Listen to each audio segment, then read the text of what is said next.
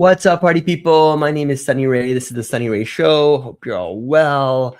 We're on interview number 2 for the day. I'm going to be speaking with a gentleman that I've had on the show twice before. He is my favorite speaker on the topic of quantum.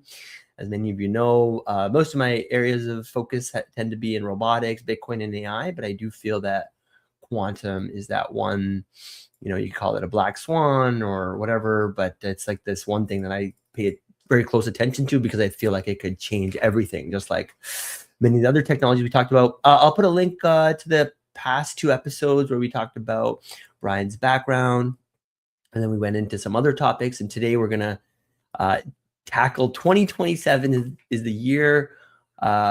What are we going? Is the year that is 2027? Quantum gets a deadline. Quantum gets a deadline, right? So what does that mean? Let's dive right into the deep end. What does that mean? It gets a deadline. Hey, listen, we've had great conversations in the past, and I'm thrilled that we're actually going to talk about the future.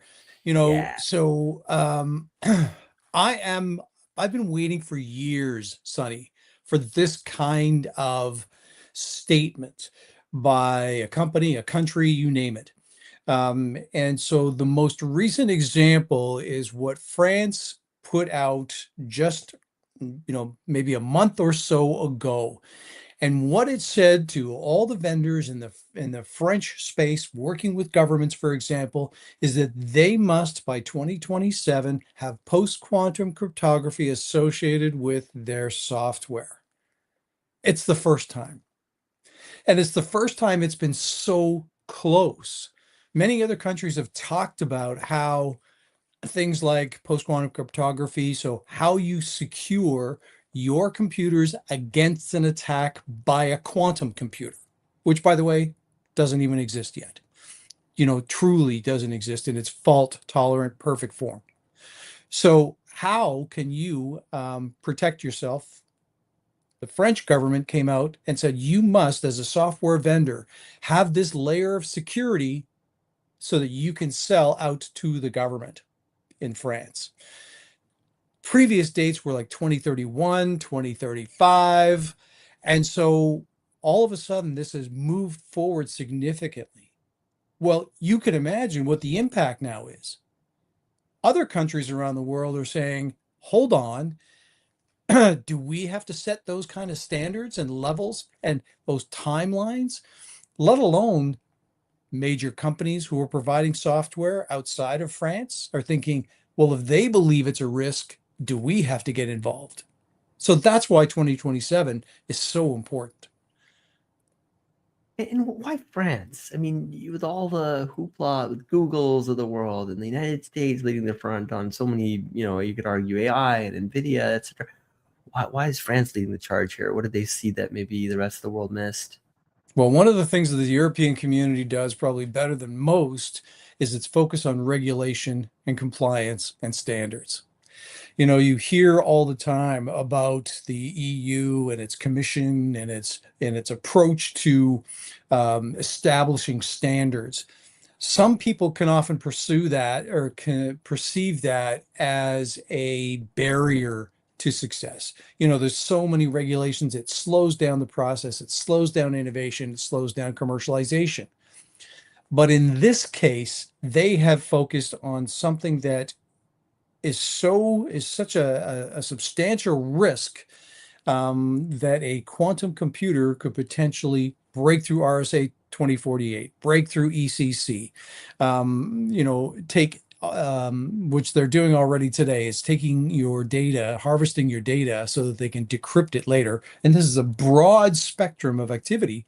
So they're saying in order to stop that, particularly in your pursuit with the French government, you must have secure layers of post-quantum cryptography. Those layers are available today. Vendors are selling post-quantum cryptography. So it's no different than you going into, work with Microsoft or Amazon or anybody else who are offering layers of security for their existing systems. Those companies are now layering in post-quantum cryptography. So the idea here is that you have a shield against a potential sword. The perfect quantum computer is not available today to attack your systems, but those companies who are putting these things in place are protecting themselves. And your question was really around why France? Because France is really embedded in this regulatory environment, and they have been pursuing quantum technologies for years.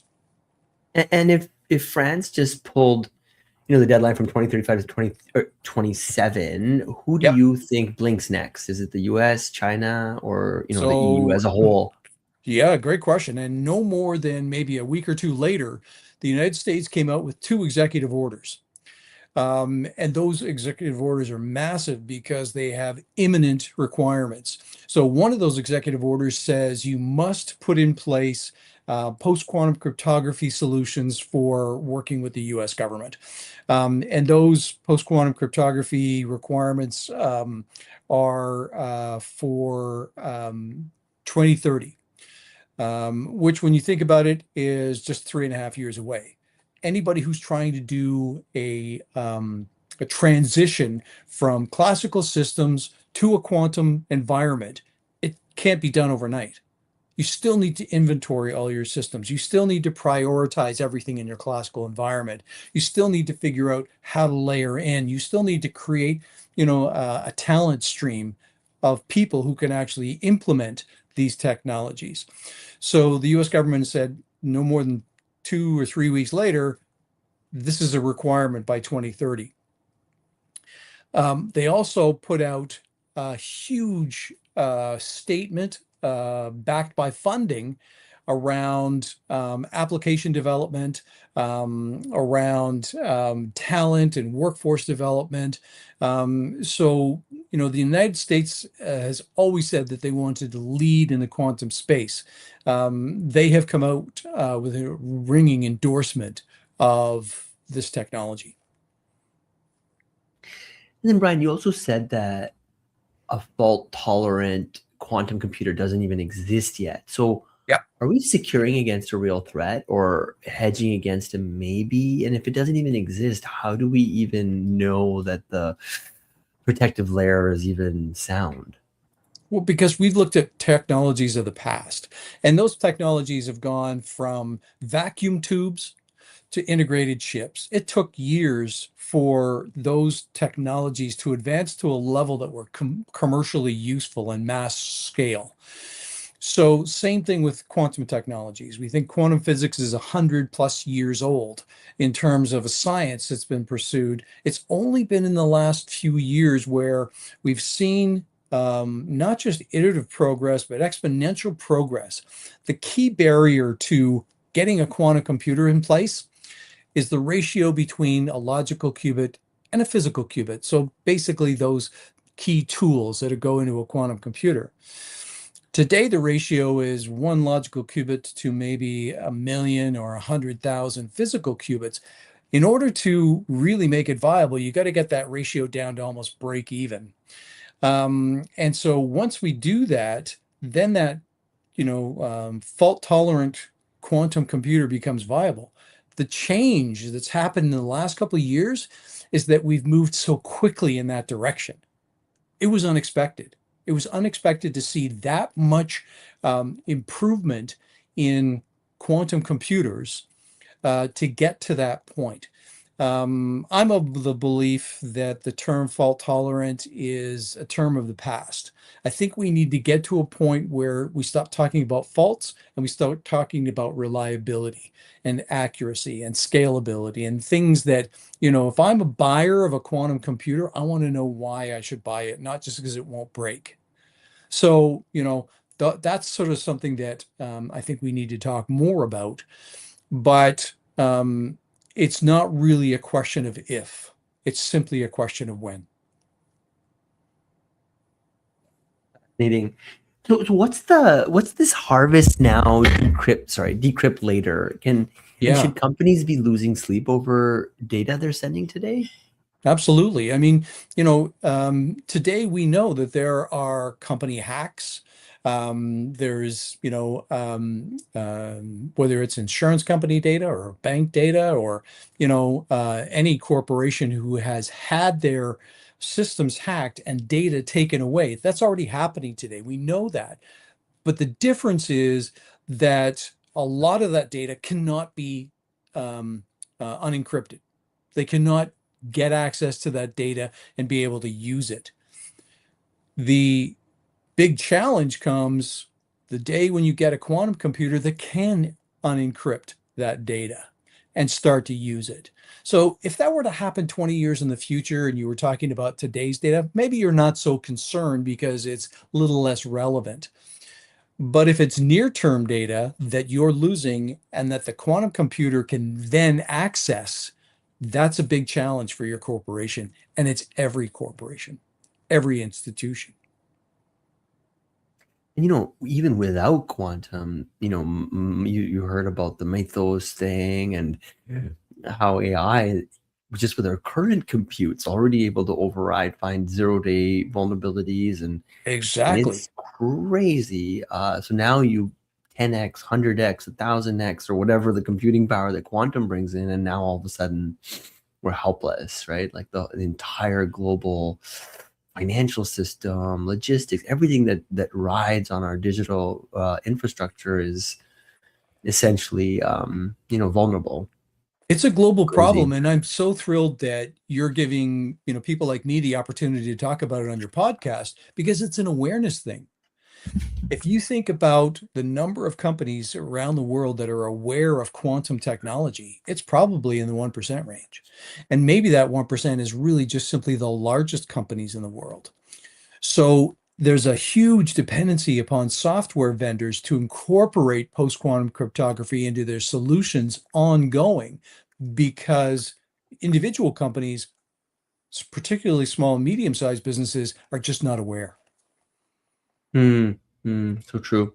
I was gonna say, how does or what actually breaks first when a real quantum computer arrives? Is it banking, national security, or like everyday encryption, like our messages? Well, it's the less secure systems that break, and usually it's because it's a bad actor who is Hmm. trying to penetrate every possible situation. So remember, the quantum computer is the hardware that will use things like Mythos and, other capabilities into decrypting this data. So, it's less likely that those organizations like the US government, like the French government, who are protecting themselves against a quantum computer attack that will be impacted. It'll be those ones that are just not prepared. Crazy. And is 2027 achievable, Brian? I mean, is France just writing a check the industry can't cash in time? No, the difference here is that post-quantum cryptography is available today. The problem is how many companies are actually implementing it. So, there are dozens of companies that have post-quantum cryptography software solutions that would protect. The problem is so few companies are actually investing in it, implementing it, understanding what their roadmap journey is. So, you know, we have to separate the sword and the shield here. The shield really is available today. And so we need more companies to start implementing that capability for the day when that fault tolerant or that perfect quantum computer arrives.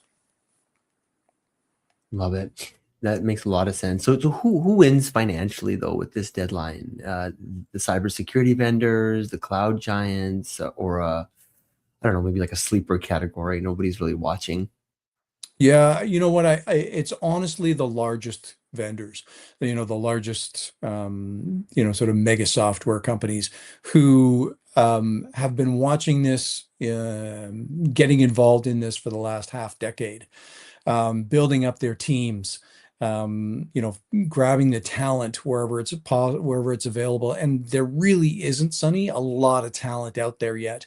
One of the reasons why I did my most recent TED Talk was around this very issue of inspiring people to get involved.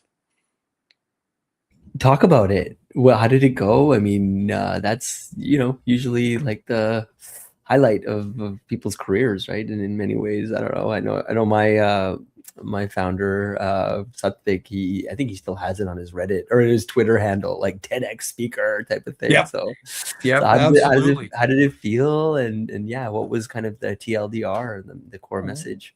Well, yeah, I mean, I've done hundreds, if not thousands of presentations over the last 30 years. By far, this was the most preparation I had for any presentation. It was so disciplined. We had to meet, every couple of weeks for a few months. The script was reviewed. My deck materials were reviewed. It had to meet that sort of TEDx standard. You had to wear the right kind of, non-promotional clothes. All of these things were required before you even stepped on stage. And so one of the things that they had approached me to talk about quantum technologies, and I said, if it was actually held at Lakehead University in Thunder Bay. And I said, if I'm in front of a university audience, I would love to be able to inspire these students to start thinking about quantum technologies as a career. And so, one of the big things that was happening back in April, May was so many announcements from large corporate software companies that were saying we're laying off entry-level people by the tens of thousands. And the reason why they were doing that was something called AI native structures. They were taking those roles, they were monitoring what students or what their entry level people were doing in terms of keystrokes. And then they were training their AI to take over those functions. And they can do it 24/7. They can do it faster. They can do it cleaner. And so what was happening was entry level roles that people had been preparing for years in a university environment were gone. And so they were looking at this saying, wow, that AI door is closing to me. And so my message to them was, this isn't just one door closing, another one is opening. And when some of the early predictions, maybe, sort of late last year, about the number of jobs that were going to be available in the quantum technology world by 2030, about 250,000, by 2035, about 840,000.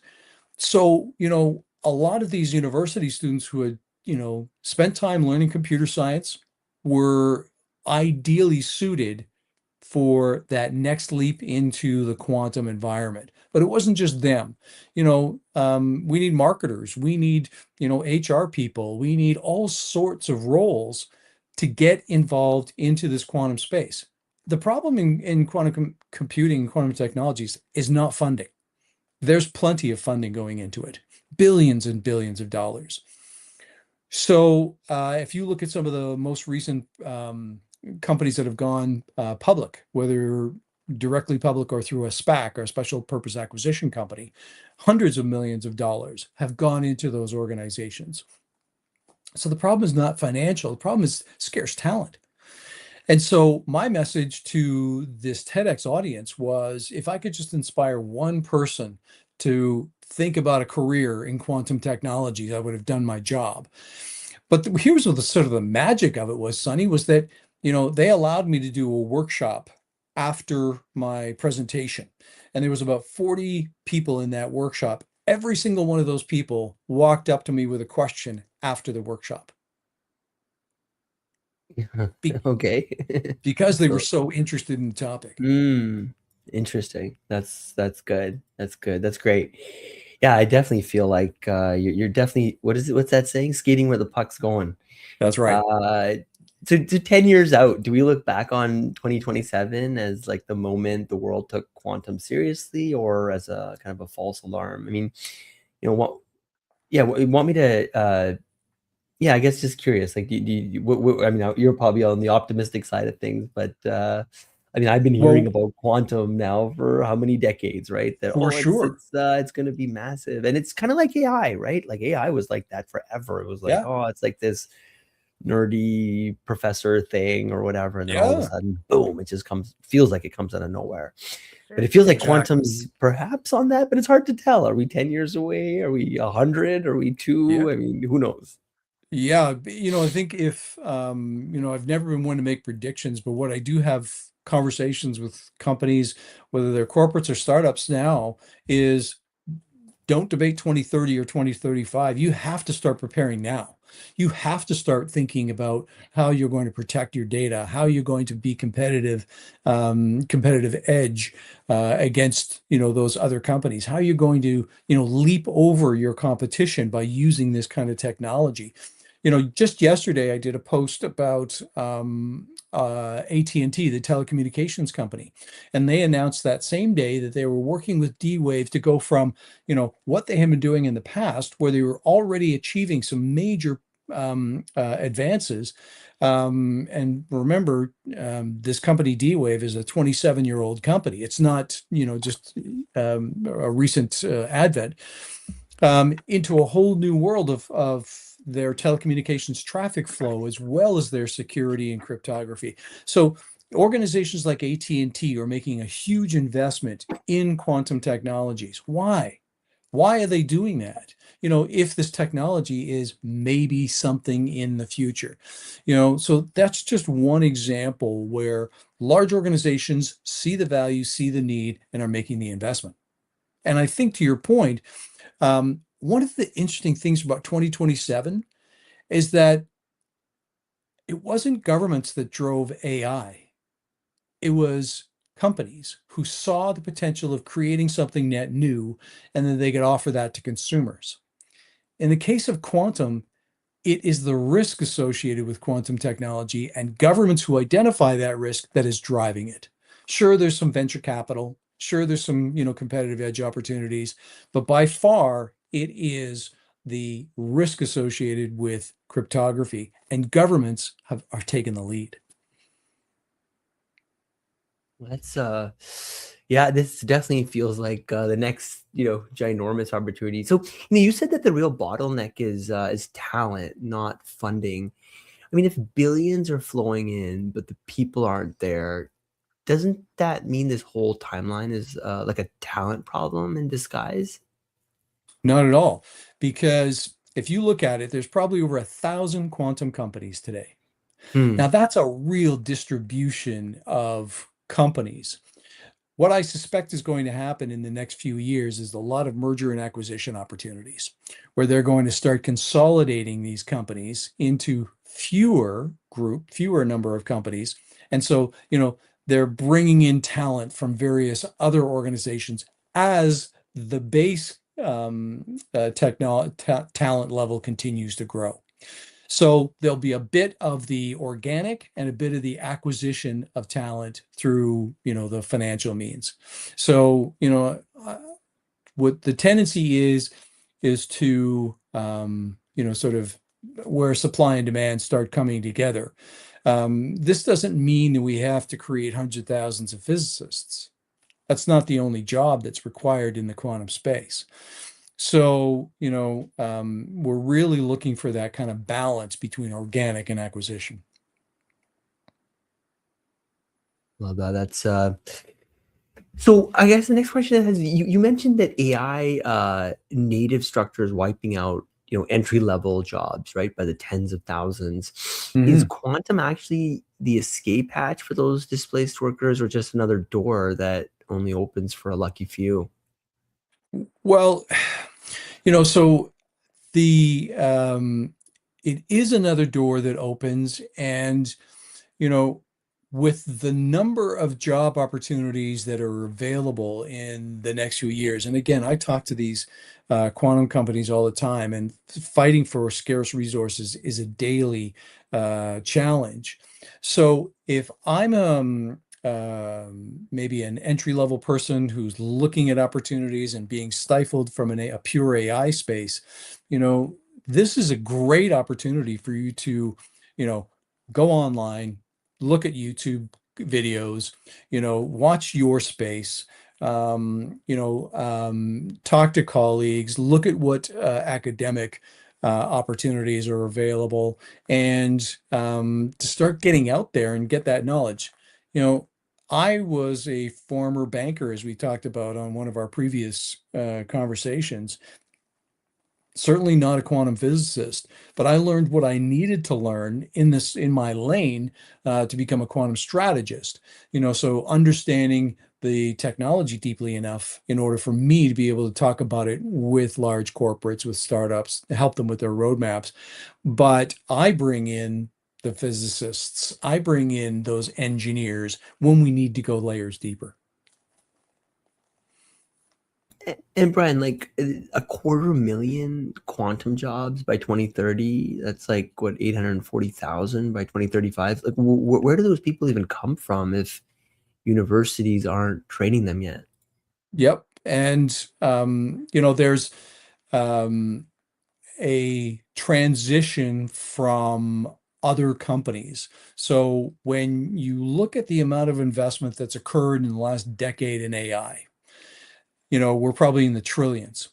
And so what those companies have done is that they're realizing that they can use AI agents in so many functions. I've even heard a couple of people say that if your company isn't 80% AI agentic, and 20% creative and judgmental, you're not going to be able to compete.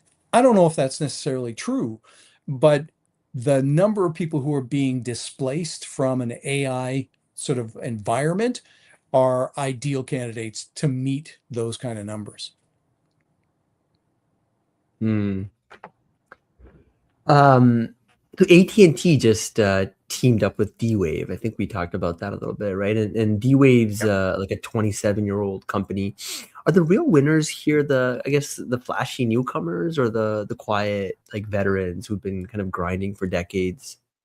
I think the real winners are the ones that will understand what commercialization in quantum means. And so, one of the things, and the reason why I say that is because for the last decade, people have been very interested in the breakthroughs that have happened in quantum technology. But that's a very small community who understand, the number of qubits required or the level of error correction, the size of their, quantum computer, what kind of modality. All those things are interesting to a small community. But it's going to be those companies that understand how to transition into a commercial, scalable environment that are going to be the winners.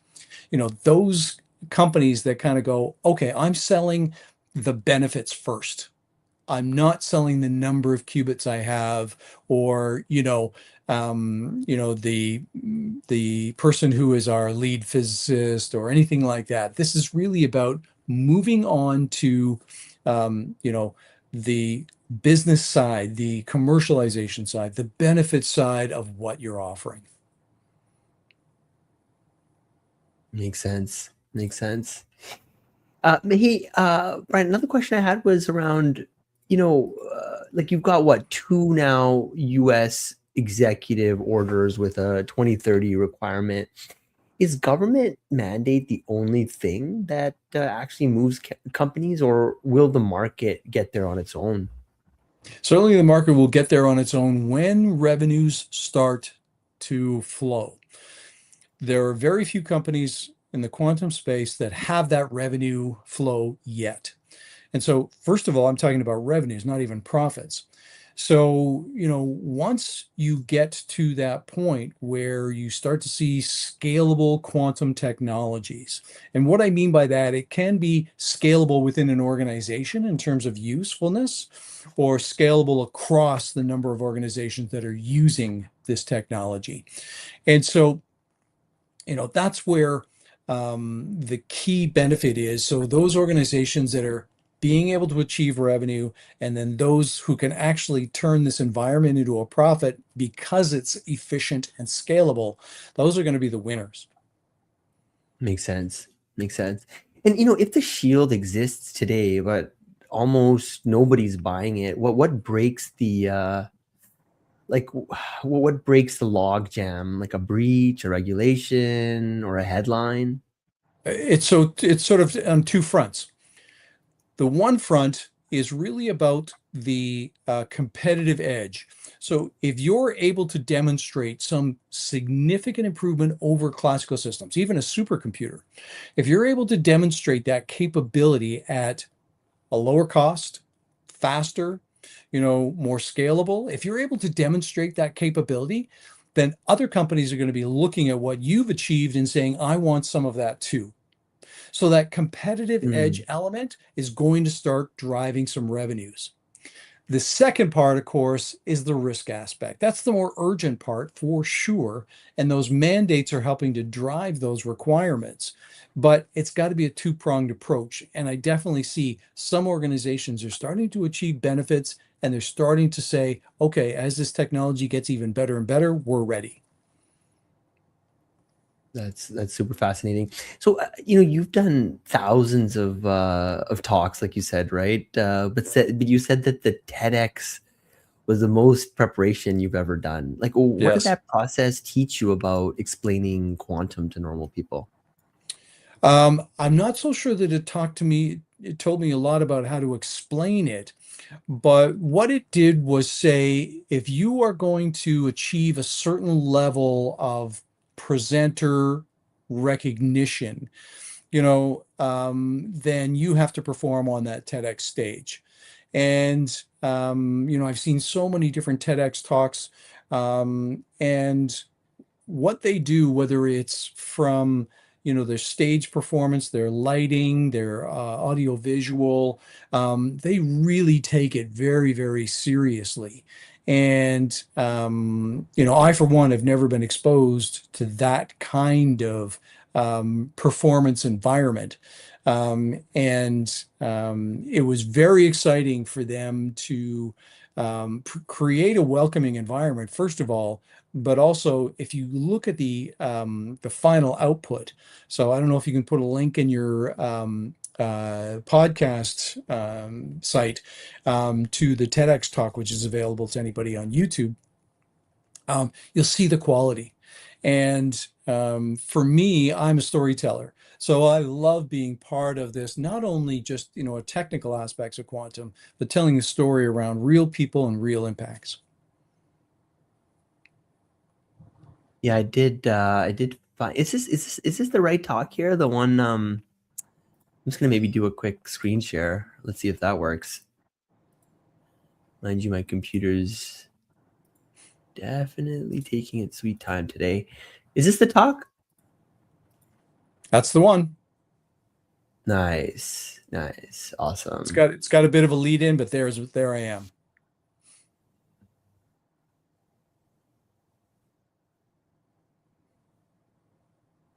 Oh, I love it. Good job, man. That's great. I'm so proud of you. I'm happy you did this. I'm gonna put the link. I'll put it in later on in the show notes and whatnot, but so people can access it. I think this is the short YouTube link, and then also what I'll do is I'll put it in maybe a quick banner here so people can go check it out. Great, Brian. This is awesome, man. You're such an inspiration. I'm glad you're getting ahead of this. This seems like one of those areas that, just like a lot of novel tech, it seems to kind of not really be in people's worldview. They're not thinking about it until they need to, and so Yep. I love it when people are kind of telling us where the world's going. So if you had, maybe we'll land the plane with this one. If you had to bet your own money today, on one quantum company, like one country, one use case, where would you put it? Okay, so I'll answer the last two for sure. Okay. So I'd say the largest investment towards commercialization really is the United States. So we're seeing not only the government initiatives, but huge amounts of dollars being invested in so many different areas, geographic areas of the United States, in so many different companies. If you're looking at things like patents and so on, China may be well ahead, but from a commercialization perspective, really it's the United States.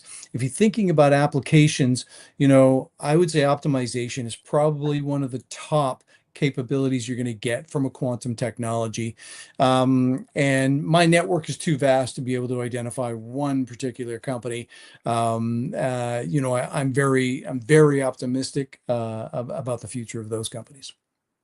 Awesome. Well, I just tweeted out your video. Brian, you're my one of my favorite guests. I just love your outlook, your energy, your enthusiasm, and obviously you're very, very smart. So I love your hot takes. Brian, anything else you want to share with people before we bring this one to a close? Like I said, I'll put a link to the YouTube video, but anything else? Maybe for the I would Institute's website? I would suggest that people just, take a look at LinkedIn, take a look at YouTube, use some of those free sources to be able to identify what's happening in the quantum community, especially if you're thinking about your own future. And I guess the last thing I want to say is thank you so much, Sonny, for giving us the opportunity to talk about quantum on your podcast. It's very meaningful to the community.